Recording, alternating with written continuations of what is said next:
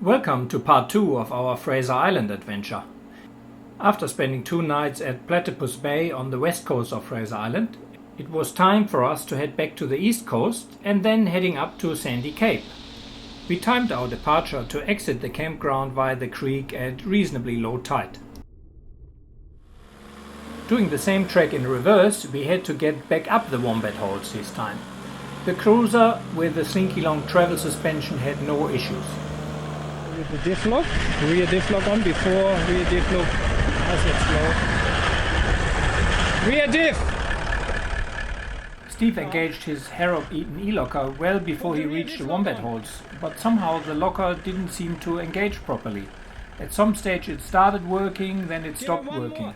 Steve found out after the trip that the relay of the e-locker had an issue and would not always engage.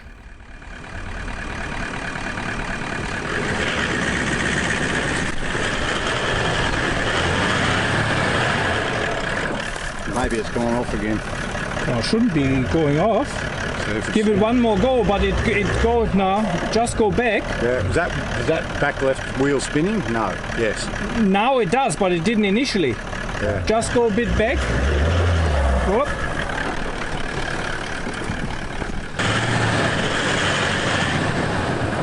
Your rear locker is not working. A little bit further east we discovered a detour which we took. Dave was first to drive this pretty long hill, but he got stuck around 50 meters from the top.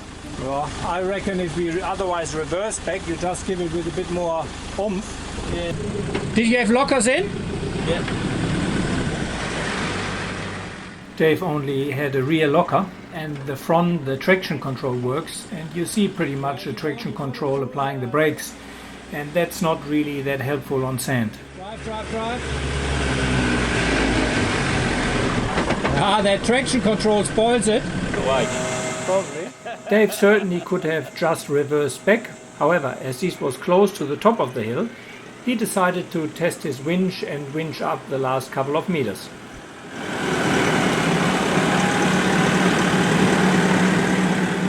So if you do sand driving, especially if you have a newer vehicle, make sure you disable your electronic stability control and your traction control.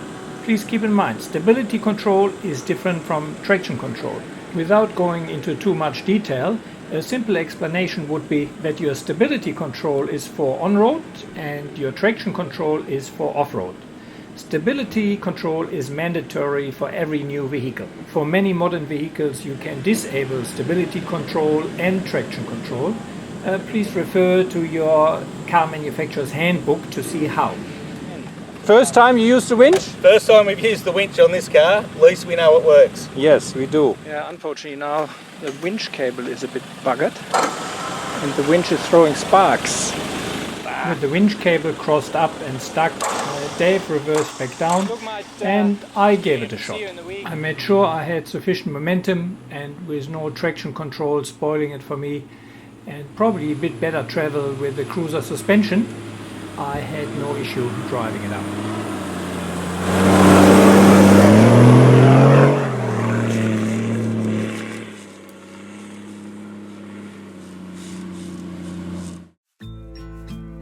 We did a quick stopover at Lega Loom, which is one of the only places in the world where tall rainforest grows on sand at an elevation over 200 meters. My thoughts are too big. Can I get some comfort, please? I guess I should have been honest. If you dangle your feet in the water, you have hundreds of little fish coming and giving you a skin peel. Back on the east coast on 75 Mile Beach, we stopped at the Red Canyon. The colored sand dunes comprise of 72 different colors, mostly reds and yellows.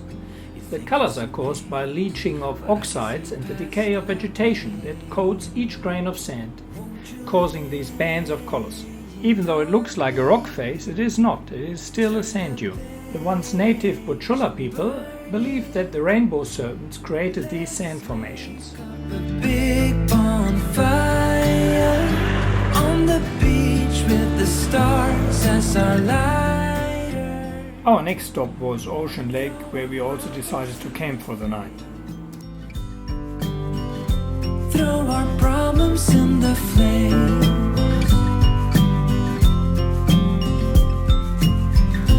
We fell down to the bottom, so bottom up please. We're gonna get over this. I see the smoke in the mirrors, I'm holding the key, one step away from salvation. You're like the ocean, setting me free. Out in the open, I'm picking up speed. No bad thoughts penetrate. Hold me like this is the first time. Our destiny calls, not leaving this incomplete. Won't you lay? After a morning swim at Ocean Lake, Dave and Handy decided to spend the night at Waddy Point, while Steve and myself decided to head up to Sandy Cape and see whether we find a camp spot there for the night. Super high tire pressure, everyone. Ridiculous. When we reached Ngkala Rocks, we had to wait for over an hour until quite a few cars who didn't bother to air down got bogged and then needed to be recovered, and got bogged again and recovered again. Only flash and light on gas, mind me, is it?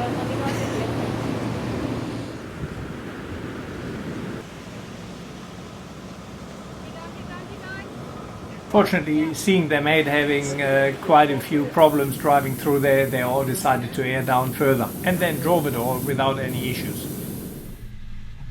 Finally, it was our turn. The most difficult part probably was the exit here from the water, as that was pretty chewed out and soft from all the water carried up there.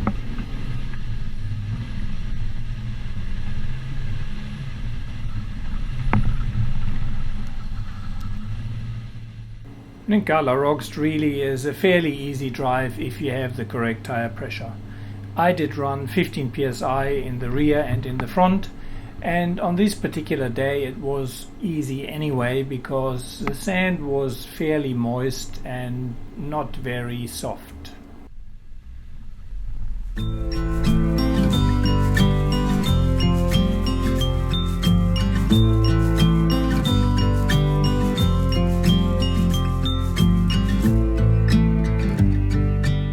The next little obstacle was Brown's Rocks. I decided to go over the rocks and test a bit my suspension, but Steve, with less clearance, decided to time the waves and scoot around it.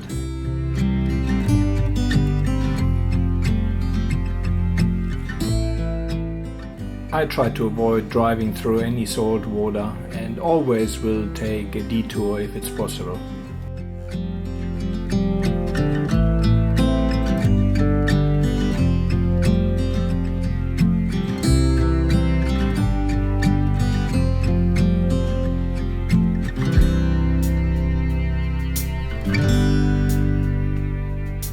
A bit of action on the Ngkala Rocks. Found ourselves a beautiful little camp spot here at Sandy Cape. So we thought it would be packed because tons of people at Ngkala Rocks, half of them got stuck, but it turns out only day trippers. The most actually stayed at the tip, and we have this here to ourselves. While Steve set up camp, I decided to go for a quick drive to the lighthouse. There's a little known story associated with the build of the lighthouse. The Rooney brothers built the lighthouse in 1869, aided by the local Aborigine community who helped to carry the building material up to the building spot. John Rooney ended up marrying one of the local Aborigine women, called Mary Ann Dalungadele, in a tribal marriage ceremony. They had 2 children together, Susan and Roger. Mary Ann got sick and died, and Roger was cared for by the extended Aboriginal family. One day, Roger, still a baby, was brought down to the beach and started crying due to the many sandfly bites. The traditional method of dealing with this was to rub mud and sand on the skin to prevent the bites. This was seen and misunderstood by a non-Aboriginal lady who thought they tried to kill the baby. She ran down the beach and snatched the baby away. Roger was taken away and never returned to his family again. In his adult years, Roger had a son, L.A. Bennett, who became the Australian bantamweight and featherweight boxing champion from 1940 to 1952.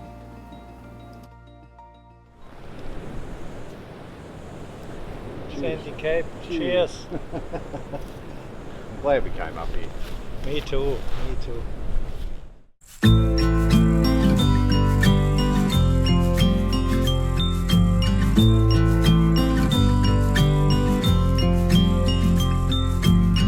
I get a little bit breathless. My thoughts are too big. Can I get some comfort, please? I guess I should have been honest. A break to my heart. It's raining down, baby. I'm like a river that's overflowed. The sooner you know it, the less do we hurt. Let me speak the After a beautiful sunset and sunrise, we packed in and made our way towards a lighthouse, but this time to have a look at the World War II installation and the two historic graves.